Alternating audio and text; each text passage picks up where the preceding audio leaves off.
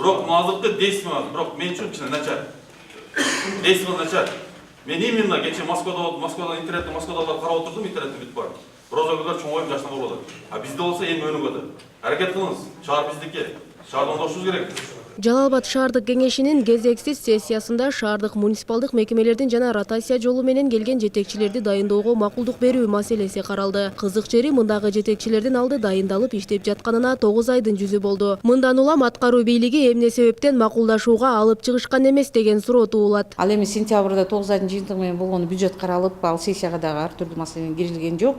Кийинки сессияда мына 2019-дун башында болсо бир гана бюджет каралат деди, башка темалар киргизбегиле дегенден күн тартибине биз ошон үчүн киргизген эмеспиз да. Ошон үчүн азыркы учурда мына 3-чү сессия болуп атат, ошол 3 сессияга киргизип калдык. Жетекчилердин дайындалышына макулдук алынбагандыгын жана атайын жобонун талаптары бузулгандыгын депутаттар көтөрүп чыгышты. Ага чейин бул мэриянын жетекчилеринин оюна да келген эмес. Сессияда депутаттар жетекчилердин дайындалышына 9 айдан кийин болсо да макулдук беришти. Бирок аткаруу бийлигине мындай катачылык кайталанбашы керек деген катуу эскертишти.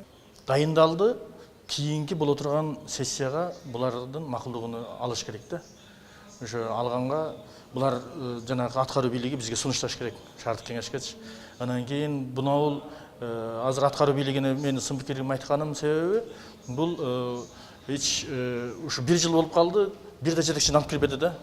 Протоколдук тапшырма бергенбиз биз аткаруу бийлигине ушул жетекчилерди алып киргиле депчи. Эмнеге силер бекитпей жүрөсүңөр? Неге шаардык кеңештин макулдугун албай атасыңар депчи. Анан кийин ошондон кийин эми алып кирип атышат. Эми эскертүүнү бердик. Жаңы дайындалган жетекчилердин сап башы биринчи вице-мэрден башталды. Ал депутат кезинде өзү айтып жүргөн көйгөйлөрдү аткаруу бийлигине барып чече электигин эскертишти. Андан сырткары тазалык, жашылдандыруу, суу канал тармактарын жетектеген жетекчилерге макулдук берүү алдынан олуттуу сын пикирлер айтылды. Байрамбек Шарпадак өзү критикалык айтып жүрсүң. Ошо жерлерде арендага берилген жерлер уже капитальный строительство куруп, ишик ыштан, фундаментин, мойка, ашкана жана башкалар бүтүп атат.